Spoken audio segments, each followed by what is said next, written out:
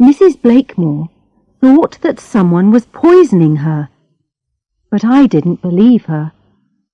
You see, the agency told me that she was a hypochondriac. Everyone said that she wasn't really ill. The policewoman picked up the empty chocolate box. Who gave her these chocolates? Her nephew, said Dr. Spencer. But you needn't worry. He's our vicar. Anyone can be a murderer, said the inspector calmly. We'll take that away, Constable. We'll take those bottles of medicine and that bottle of tonic too. There's an empty glass on the floor here, sir, P.C. Hemmings said. OK, said the inspector. Pick it up.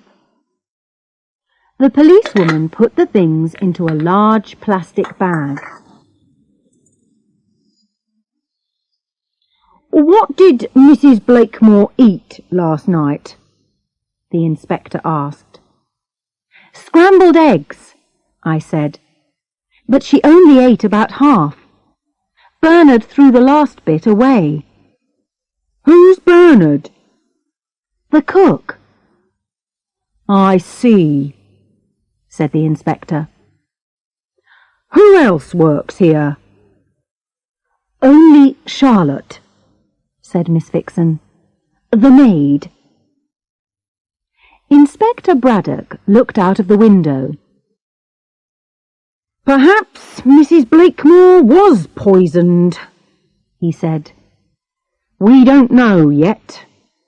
We must wait for the results of the autopsy. Ah, there's the ambulance. They've come to take the body away. Now then, is there a Mr. Blakemore? Yes, said Miss Vixen. He's been working in Wales for a few weeks. I've just called him. He'll be here this evening. Then we'll come back later, said the inspector. But first, I'd like to speak to Bernard and Charlotte. Where's the kitchen? I went to my room and stayed there all day. I felt terrible. I blamed myself, but I blamed Dr. Spencer and the nursing agency too. Why had none of us done anything to help her? She had been sick. She had been really sick. And now she was dead. 5. Who is the murderer? At about 6 o'clock, I went downstairs. Mr. Blakemore had just arrived. Charlotte was taking his suitcase. He was a good-looking man, of about 50, with white hair. His face was tired and worried. Come into my study, he said to Miss Vixen, and tell me all about it. I went to the kitchen because I wanted a sandwich. Bernard was pouring away a bottle of milk. Bernard, I said, what are you doing? The inspector doesn't want us to throw anything away. He turned round. Are you suggesting that I poisoned her?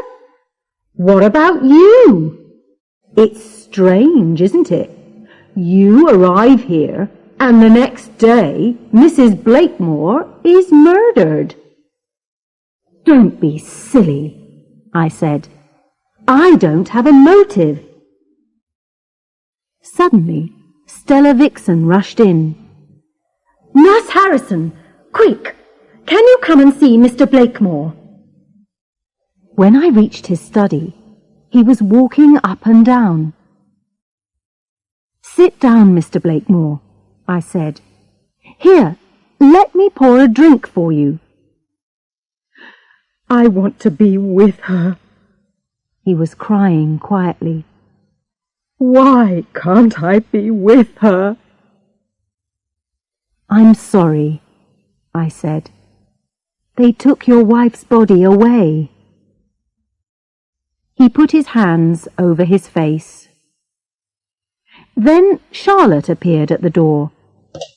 "It's the police," she whispered. "They're here again." They only spoke to Mr. Blakemore that night, but the next day they returned and questioned everybody. Then, the following day, a lawyer came to read the will. Dr. Spencer and Reverend Palmer arrived to hear it with the others. I was not invited, so I spent the morning in my bedroom. Nothing was certain yet, but I felt sure she had been murdered. There were 3 questions. Who? How? Why? I made a list and tried to work it out. 1, was it her nephew, the Reverend John Palmer, with his boxes of chocolates? Did he murder her for the money to repair the village church?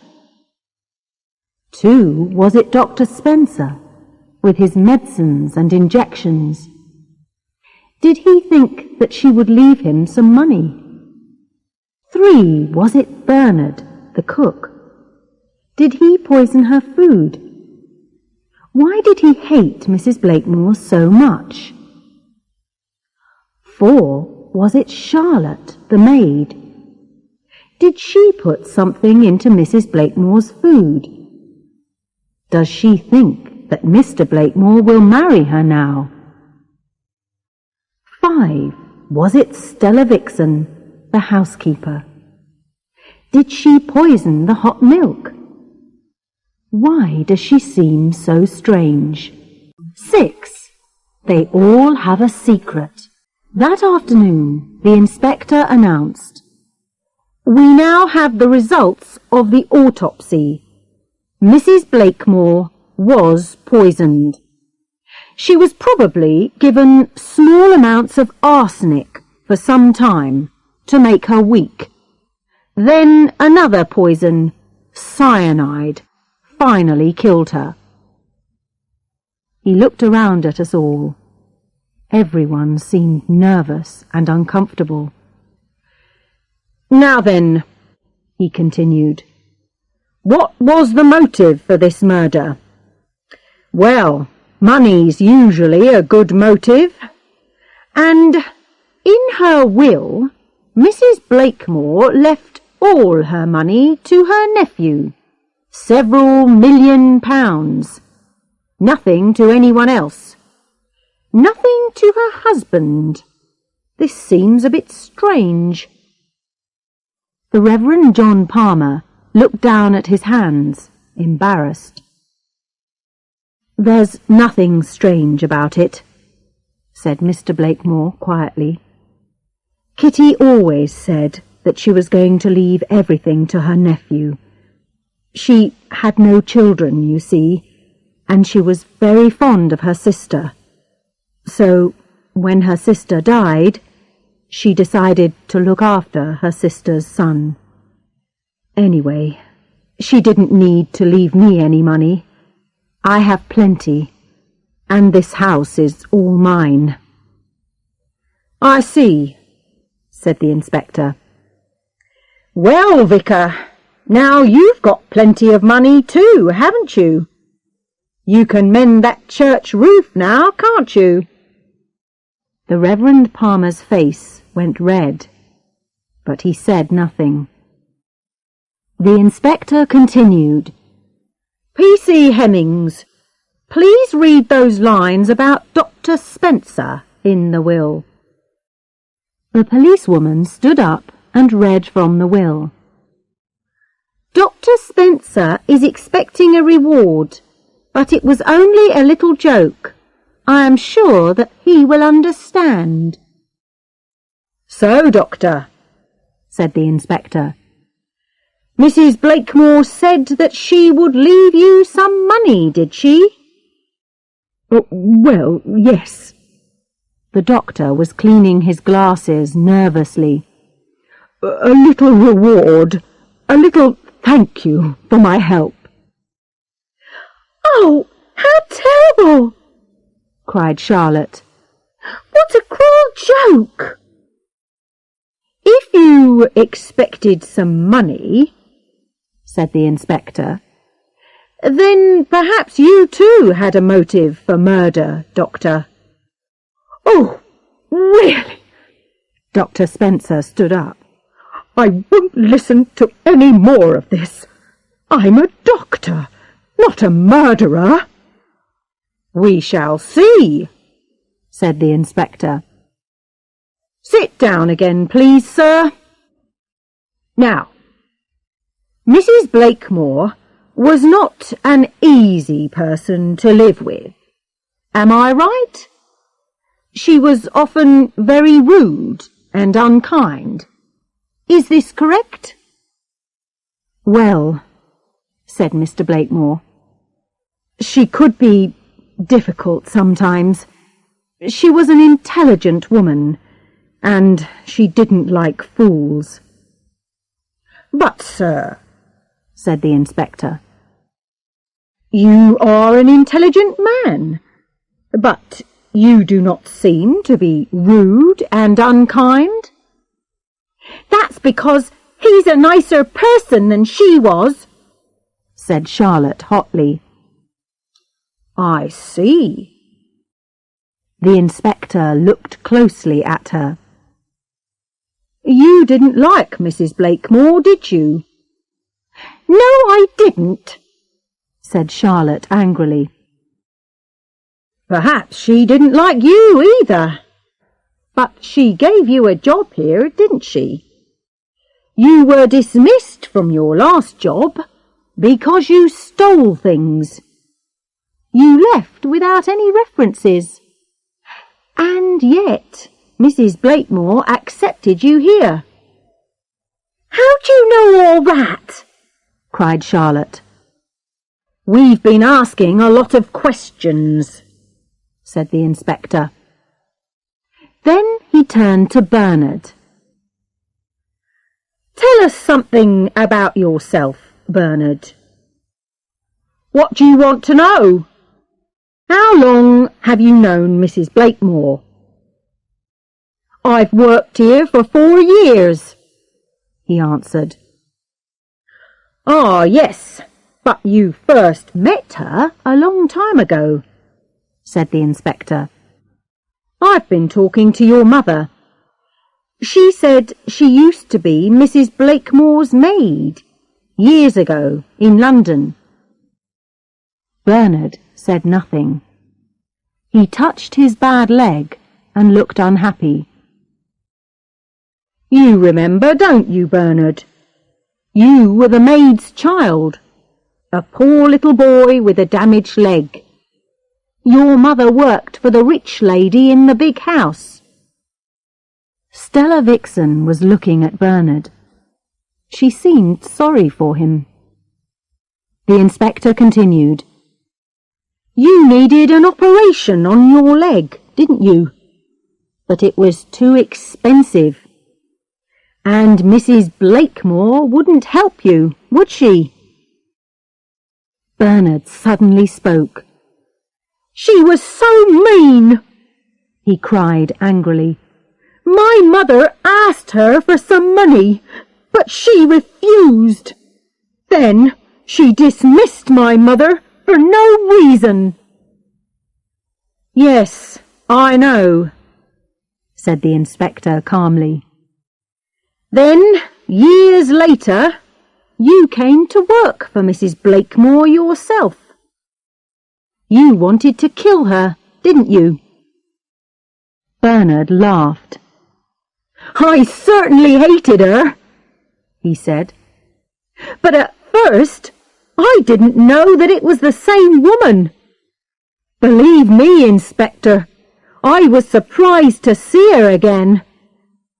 I stayed because I liked the country. There are other reasons too." He looked over at Charlotte with a smile, but she looked away from him angrily. "I'm sorry, Inspector, but I didn't kill Mrs. Blakemore. It wasn't me." "We shall see," said Inspector Braddock. "Now, I have a little problem. We have examined the things from Mrs. Blakemore's bedroom, but we can't find any evidence of poison. It's very strange. She was certainly poisoned. We found arsenic and cyanide in her stomach. But how did they get there? Perhaps something was thrown away before we arrived." I remembered that Bernard had thrown away some milk. Was he guilty? I even began to feel guilty myself. Inspector Braddock wrote some notes on a piece of paper. I looked around at everyone. The Reverend Palmer sat very straight in his seat, his lips tightly closed. Bernard looked angry. Dr. Spencer was wiping his face and glasses again. Charlotte looked frightened. Stella Vixen's face was embarrassed. She was looking down at her hands, like someone in pain. I looked quickly across the room and noticed something. For a second, only a second or two, Mr. Blakemore lifted his head and looked at her. There was something mysterious in his eyes. "Okay, that's all for today," said Inspector Braddock. "We'll come back tomorrow." I was worried, but I didn't know why. I had forgotten something. But what? Stella Vixen was very quiet during dinner. Why had Mr. Blakemore looked at her in that strange way? 7. 2 unhappy women. Later, at about 10 o'clock, I left my bedroom and went down the corridor to the bathroom. On my way back, I heard something. Someone was crying. The noise came from Miss Vixen's room, so I knocked on her door. "It's me, Nurse Harrison," I said. "Is anything wrong?" The handle turned and the door opened a little. "Can I come in?" I said. She looked terribly unhappy and her eyes were red. "What's the matter?" I asked. "I can't tell you," she whispered. "Sit down here on the bed," I suggested. "You're normally so calm and controlled. What is it?" She looked at me for a moment. Then she hid her face in her hands. "I didn't want her to die," she whispered. "She wasn't always a very nice woman. But murder, that's terrible." I put my arm around her. Yes, Stella Vixen was different from the others. She was the only one with a kind heart. She had never said anything nasty about Mrs. Blakemore.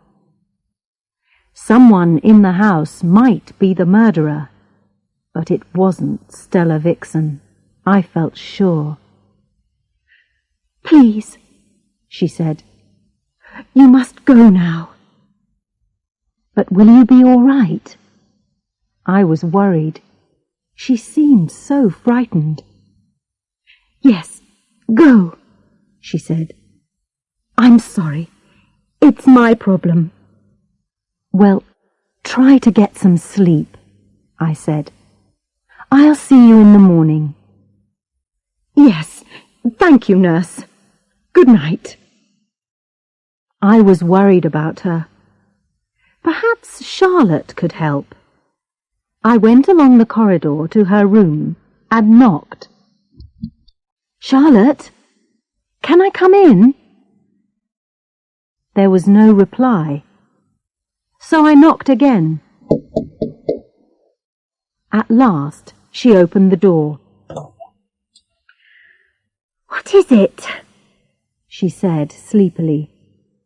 "I need to talk to you." "I'm half asleep," she complained, but she let me in. She got back into bed. I sat down beside her. "I've just seen Miss Vixen. She's been crying, and she seems very frightened. Do you know why?" "No, it's not my business. She can do what she likes. I don't care." "You don't like her, do you? Why?" She did not reply. Instead, she looked bored.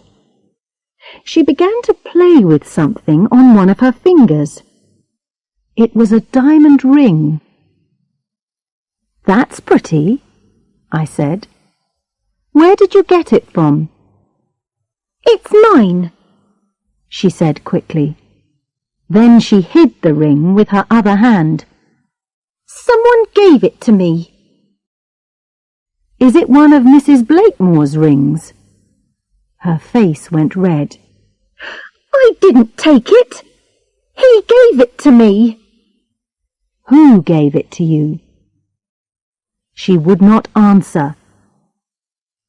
"Listen, Charlotte," I said. I tried to be gentle. "Did Mr. Blakemore give you that ring?"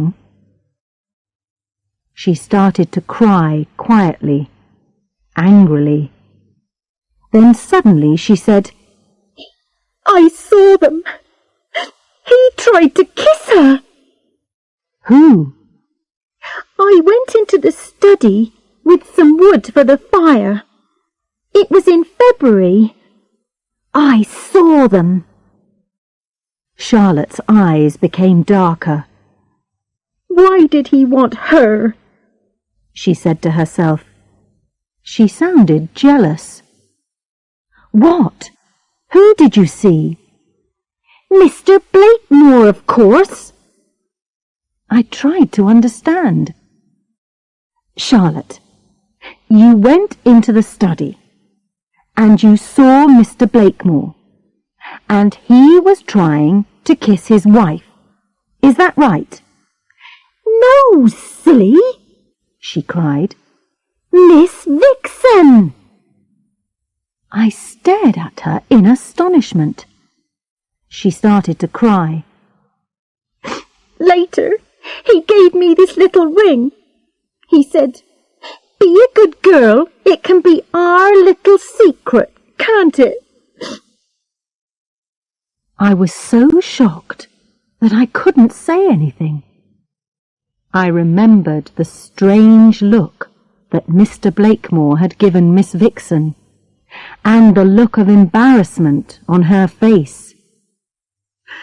"I don't know why he wanted her," said Charlotte. "He wanted her to marry him, but she told him not to be silly. He was already married." She looked at me sadly and dried her blue eyes. Then I remembered something. Mr. Blakemore had cried, "I want to be with her. Why can't I be with her?" Now I understood.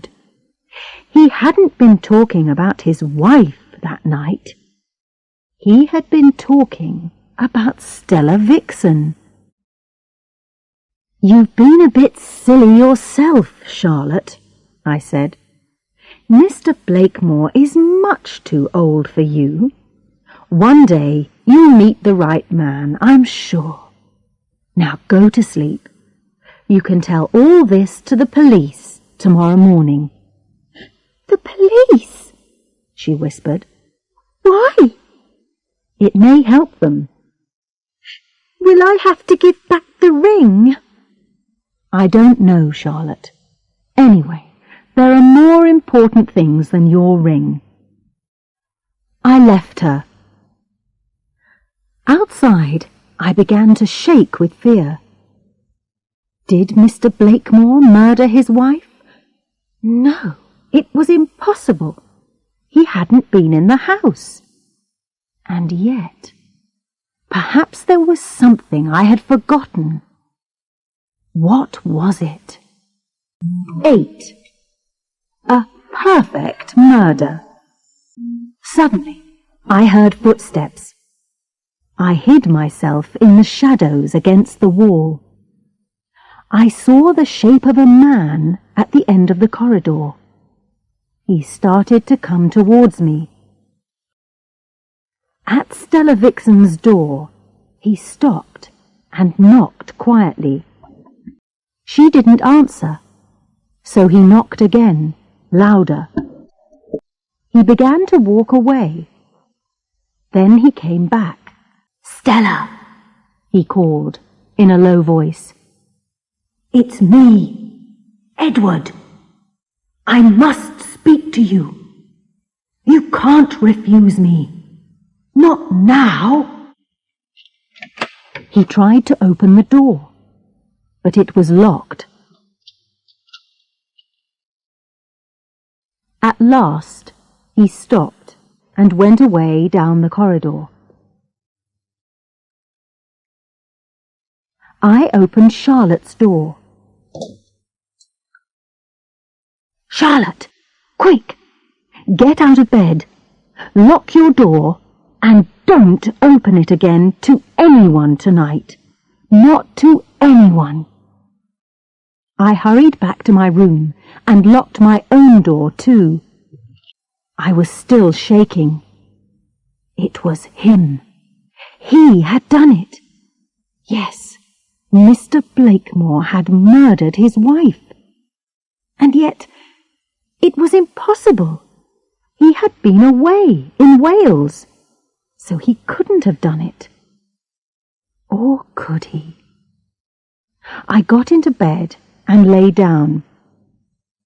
Perhaps he had put the poison into something before he went away. There was something I had forgotten about.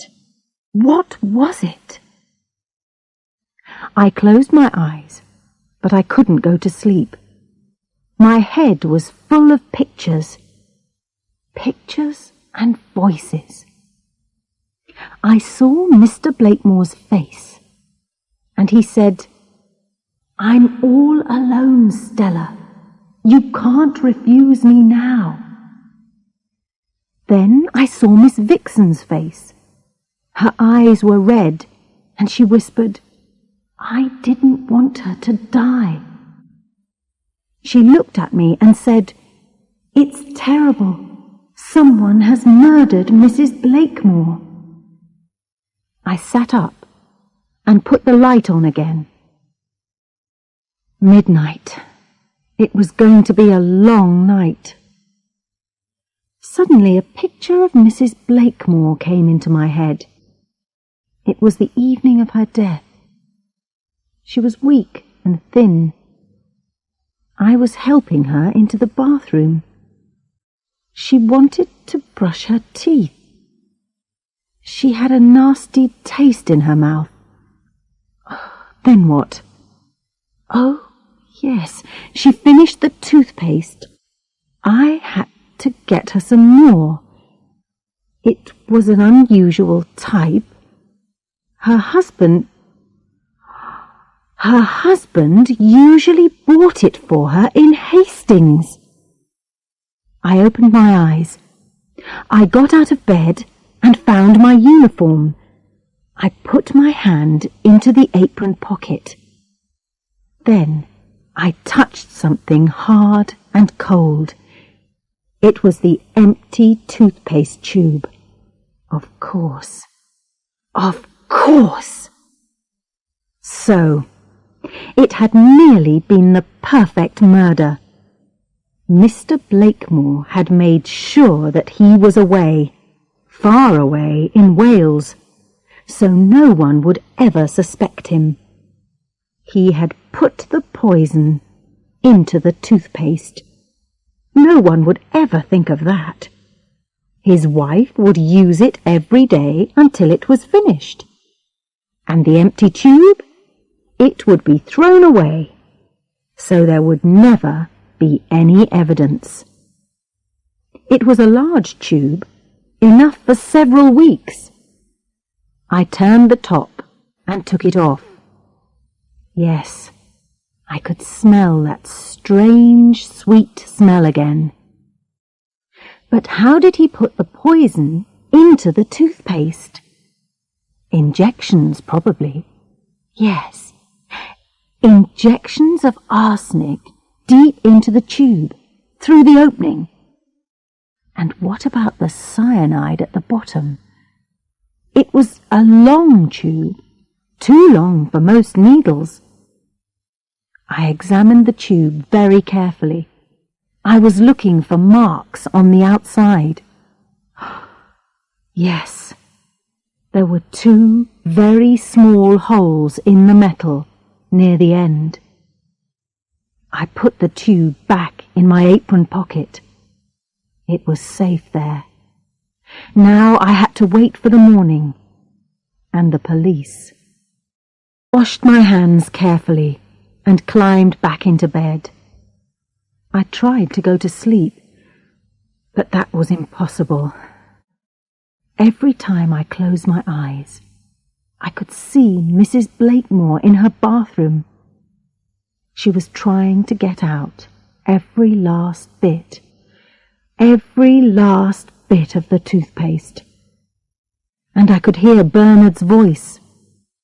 "Do you know, she's so mean that she always uses up the last little bit of everything."